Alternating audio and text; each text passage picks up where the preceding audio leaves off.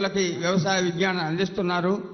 ఇవన్నీ రాష్ట్ర ప్రభుత్వం చేస్తున్నందుకు నా తరపున, మా ఖమ్మం జిల్లా తరపున, నేను నా మండలం నేలకొండపల్లి మండలం ఖమ్మం జిల్లా సార్, రాష్ట్ర రైతాంగం అందరి తరపున రాష్ట్ర ప్రభుత్వానికి ధన్యవాదాలు తెలియజేస్తున్నాను. అందులో ఇప్పుడే డిప్యూటీ సీఎం గారు చెప్పారు, రైతు బంధు ఒకేసారి రైతాంగానికి ఇస్తున్నందుకు కూడా ఒక రైతుగా నా యొక్క ధన్యవాదాలు మీకు తెలియజేస్తున్నాను సార్. రామకృష్ణ, మీ ఖమ్మం వాళ్ళు హుషారు ఉన్నారా? వ్యవసాయ శాఖ మీరే తీసుకుపోయారు, రెవెన్యూ శాఖ మీరే తీసుకుపోయారు, ఆర్థిక శాఖ మీరే తీసుకుపోయారు. ఇంకేముందా, మొత్తం ఖమ్మం జిల్లాకే ఇచ్చినాం. పంటలు కూడా బాగా పండియండి, మంచిగా అందరు రైతులను మంచిగా చూసుకోండి, సరేనా సార్? సరే, మంచిగా. రామకృష్ణ, వెంకటరామయ్య ఇక్కడ, వెంకటరామయ్య గారు ఆయన పెద్ద మనిషికి ఇట్లా రా, ఇట్లొచ్చి మైక్ తీసుకొని అక్కడ ఉన్న వాళ్ళందరికీ చెప్పు మంచి చెడ్డ అంతా.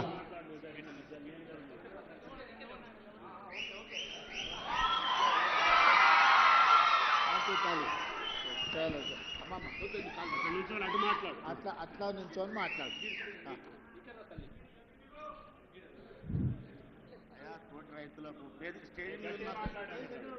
స్టేజ్ మీద ఉన్న పెద్ద మనుషులకు పేర్లు అయితే తెలియదు నాకు. స్టేజ్ ఉన్న పెద్ద మనుషులు అయితే పేర్లు అయితే తెలియదు, కానీ అందరు పెద్ద మనుషులకు ధన్యవాదాలు. నా తోటి రైతులకు, నా సాటి రైతులకు, వచ్చిన వాళ్ళందరికీ, ఆఫీసర్లకు అందరికీ నేను ధన్యవాదాలు చెప్తున్నా. ఏమైనా తప్పులుంటే క్షమించాలి. అయ్యా, నాకు 3 ఎకరాల భూమి ఉన్నది, ఎక్కువ లేదు. నేను చౌదరపల్లి యాచారం మండలం, రంగారెడ్డి జిల్లా. నేను ఎస్సీ ఫార్మర్. అయితే ఇప్పుడు నాకు 3 ఎకరాల పొలం ఉన్నది. 3 ఎకరాల పొలంలో 1 ఎకరా గార్డెన్ ఉంది, కడిల పందిరు ఉన్నది. ఆ కడిల పందిర్లా ఓ 3 రకాలు 4 రకాల కూరగాయలు పెడతా. కాకర బీర పైకి పోతుంది, కింద టమాటా, వంకాయ, మిర్చి, అది 3-4 పంటలు పండించుకుంటా 1 ఎకరాల. అదే తర్వాత తతిమ భూమిలో ఇప్పుడు మాకు ఇంకోటి హార్టికల్చర్ వాళ్ళు, అగ్రికల్చర్ వాళ్ళు సహకరించినందుకు మాకు ఎన్నో రకాలుగా ఆదుకుంటున్నారు.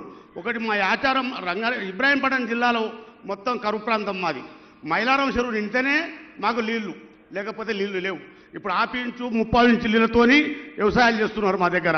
ఇంకొకటి ఏంటంటే, పెద్ద మనిషి కడుపు నిండా చేసుకొని, ఒకటి మాకు నీళ్లు 700-800 నీళ్ళు బోరేస్తేనే నీళ్ళు పడుతున్నాయి, లేకపోతే నీళ్లు లేవు. అది కరువు ప్రాంతం కింద. డ్రిప్ ఒకటి, హార్టికల్చర్ వాళ్ళు డ్రిప్ ఇస్తున్నారు, అగ్రికల్చర్ వాళ్ళు ఏమో పెసలు, కందులు అవి వేయాలని బయట సేద్యానికి వాళ్ళు చెప్తున్నారు. అయినాక ఇప్పుడు మాకు అయితే ఇంకొకటి ఏంటంటే, ఇప్పుడు మాకు డ్రిప్ 7 సంవత్సరాలు అయితే డ్రిప్ నడుస్తలేదు. అయ్యా, పెద్ద మనసు చేసుకొని ఒకటి 5 సంవత్సరాలకు 4 సంవత్సరాలకు పెట్టు, డ్రిప్ పెడితే డ్రిప్ ద్వారా వెళ్తాం. మా చౌదరిపల్లి లోపట అయ్యా, ఒక్క రోజుకు 6 డిసెంబర్లో కూరగాయలు హైదరాబాద్ వస్తున్నాయి. ఒక్క రోజుకు రైతులు. నేను ఒక్కటి చెప్పినందుకు కాదు, మా చైర్మన్ సాబ్ కోఆర్డినేటర్ సాబ్ ఉన్నాడు, ఆయన ఊరు మా ఊరు దగ్గర. అయితే అటువంటి అప్పుడు ఆయన ఎంత సహకరిస్తుడో మాకు అంత సహకరిస్తుండ ఆయన. ఒకటి మటుకు నువ్వు డ్రిప్ మటుకు తొందరగా ఇవ్వాలి, మల్చింగ్ ఒకటి ఇవ్వాలి. అచ్చా, ఇంకొకటి నాయన నేను అడిగేది నిన్ను ఒక్కటి, రైతుల గురించి అడుగుతున్నాను, నా ఒక్కరి గురించి కాదు. ఒకటి ఏంటంటే, ఇప్పుడు రైతులకు లేబర్ ప్రాబ్లం ఎక్కువన్నది. లేబర్ ప్రాబ్లం ఎక్కువన్నందుకు మాకు మిషన్లు కావాలి. మిషన్ అంటే పెద్ద ట్రాక్టర్లు కాదు, బుల్డోజర్ కాదు, ఏ కావు, చిన్న పవర్ వీడాలు ఉంటే నేను ఒక 10 జాలు కొట్టుకుంటా, నా భార్య కలుపు తీసుకుంటుంది. తప్పకుండా వెంకటరమయ్య అయ్యా, ఆ పైన చదువుకున్న పిల్లలకు చెప్పరు, చూడండి పెద్ద మనిషి ఎంత విజ్ఞానంతో, మీరందరు కష్టపడి చదువుకున్నది ఆయన అనుభవంతో ఎంత అల్కగా చెప్పిండో నాకు అర్థమయ్యేటట్టు, మీకు కూడా అర్థమయ్యేటట్టు చెప్పి. ఇంకొకటి చెప్తాను, ఆయన సిటీ చుట్టుముట్టుతో కూరగాయలు వండియాలని చెప్పిండు. కూరగాయలు వండిస్తే పట్టణంలో ఉన్న వాళ్ళకు కూడా మేలు జరుగుతుంది. ఇప్పుడు పక్క రాష్ట్రాల నుంచి కూరగాయలు తెచ్చుకునే పరిస్థితి వచ్చింది మనకు. ఒకప్పుడు రంగారెడ్డి జిల్లాలో బసెక్తి అయత్నగర్ నుంచి పాలకూర, మెంతం కూర, టమాటాలు, వంకాయలు, బెండకాయలు అన్నీ కూరగాయలు వేసుకొని పొద్దున్నే పాల క్యాన్లు వేసుకొని వచ్చేటోళ్ళు. ఇప్పుడు ఎవరు పాల క్యాన్లు కానీ కూరగాయలు కానీ ఏం వస్తలేవు. అన్ని రియల్ ఎస్టేట్ లేఅవుట్లు ప్లాట్లు అయినాయి. మళ్ళా మన సిటీ చుట్టుముట్టుత కూరగాయలు పండించినప్పుడే లాభసాటి వ్యవసాయం అవుతుంది.